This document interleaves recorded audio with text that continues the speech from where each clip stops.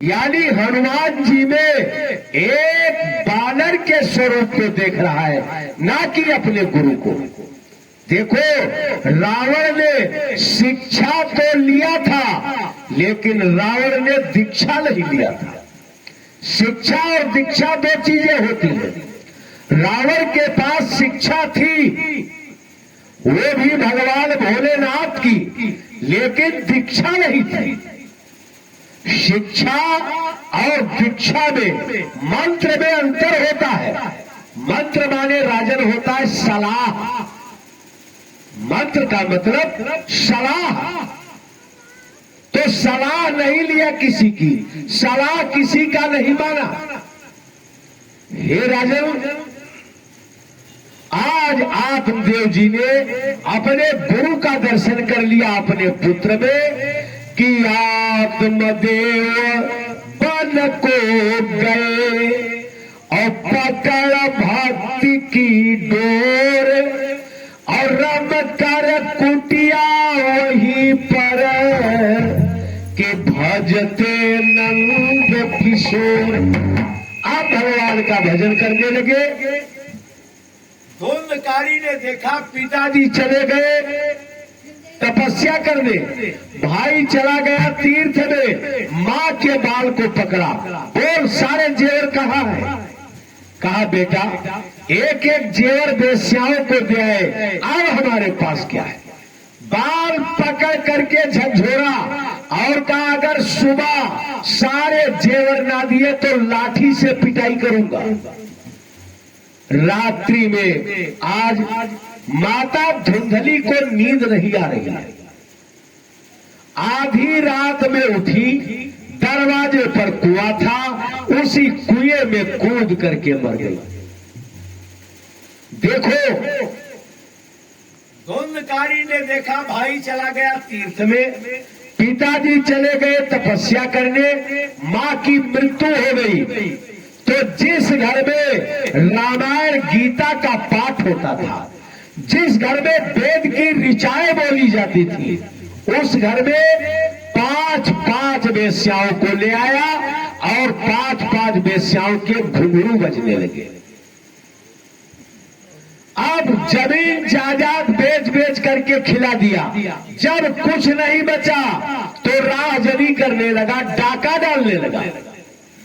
एक दिन बहुत धन लूट कर लाया तो वेश्याओं ने विचार किया किसी ना किसी दिन तो पकड़ा जाएगा, और जिस दिन ये पकड़ा गया तो इसको तो फांसी होगी ही होगी, हम लोग भी फांसी पर चढ़ जाएंगे। सारी वेश्याओं ने सलाह किया कि आज इसको मार डालो। और रात्रि में मतवाला हो करके जब आया, प्रेम से वेश्याओं ने चारपाई पर लिटा दिया, रस्सी लेकर के हाथ पांव बांध दिया, किसी ने ईंटा लिया, किसी ने पत्थरा, लगी मारने। और जब जोर से चिल्लाया तो एक वेश्या गई, चूल्हे से दहकते अंगारे निकाल लाई और उसके मुख पर डाल दिया। तड़प तड़प करके वो मर गया और मरने के बाद प्रेत योनि में चला गया। और गोकर्ण महाराज जब तीर्थ यात्रा करते करते गया में पहुंचे तो पता चला हमारा भाई मार डाला गया। तो अपने भाई के निमित्त गया में पिंडदान श्राद्ध किया और लौट करके घर पर आए तो धतूर मदार रेड़ सब जम गए थे।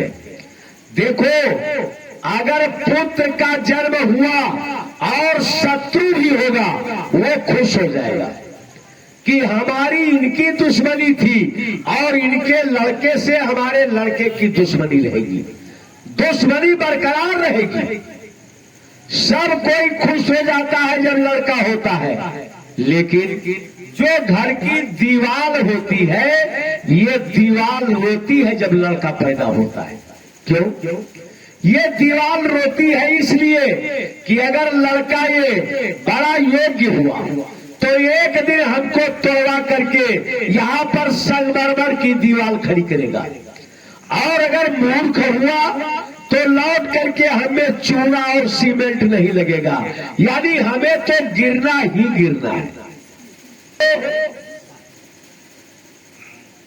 महाराज गोकर्ण जी आए, धतूर मदार रेड़ के पेड़ जम गए हैं, साफ किया थोड़ा और विश्राम करने के लिए लेटे। तैसे धुंधकारी कभी भैंसा बनकर, कभी सांड बनकर, कभी सिंह बनकर, कभी गैड़ा बनकर, कभी हाथी बनकर डरवाने लगा। गोकर्ण महाराज उठकर बैठे, अंजलि में जल लिया और उसके ऊपर डाला कौन है? तो एक संत के हाथ का जल जब उसके ऊपर पड़ा तो बोलने की क्षमता हो गई, और वो प्रेत बोला कि अहम भ्राता त्वदीयोऽस्मि धुंधकारी तनामता स्वकीय नैव दोषेण ब्रह्मत्वं नाशितम् मया। हमारे ब्रह्म तेज का विनाश हो गया अपने कर्म के अनुसार, हे भैया हमारा उद्धार कर दो।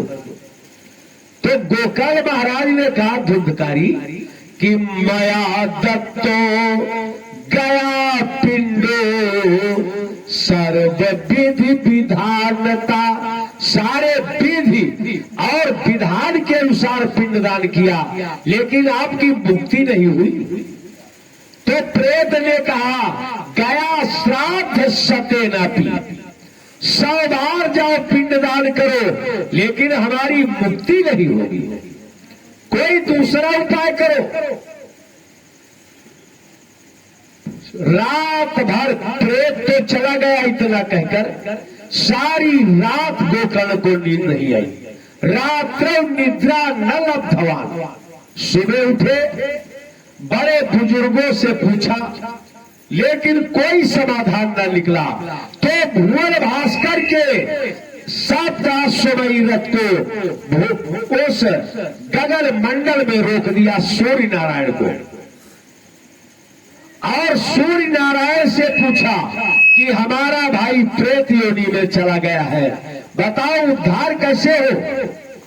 तो सूर्य नारायण ने कहा कि श्रीमद भागवतान मुक्ति सप्ताह वाचनम कुरु। 1 सप्ताह तक अपने भाई को भागवत भगवान की कथा सुनाओ, उद्धार हो जाएगा। तो कहा कब सुनाए? कहा दिना नाम नियमो नास्ति, दिन का कोई नियम नहीं है, जब चाहो तब करो। गोकर्ण महाराज आए, गंगा के तट पर दिव्य व्यास पीठ का निर्माण करवाया और धुंधकारी का आवाहन किया। तो 7 गांठ का जो बांस लगा उसी छेद में आकर के बैठ गए और कथा का श्रवण करने लगा। जैसे पहले दिन कथा अपने विश्राम स्थल पर पहुंची, हे राजन कि दिनांते रक्षिता गाथा तदा चित्रो बभूव। जैसे संध्या के समय कथा बंद हुई, बांस की एक गांठ फट गई, दूसरे दिन 2, तीसरे दिन 3 और 7वें दिन 7 गांठें फट गई। भगवान के पार्षद दिव्य विमान लेकर के आए और जय जयकार करते हुए उस प्रेत को यानी धुंधकारी को, जो दिव्य रूप में हो गया है, दिव्य विमान में बिठा करके भगवान के गोलोक धाम को लेकर गए। हे राजन, तब श्री सूत जी महाराज शौनकादि ऋषियों से कहते हैं कि धन्या वार्ता प्रेत पीड़ा विनाशनी सप्ताहोपि कथा धन्या कृष्ण लोक फल प्रदा। धन्य है भागवत भगवान की कथा, जो प्रेत को भी भगवान के गोलोक धाम में स्थान दिला देती है।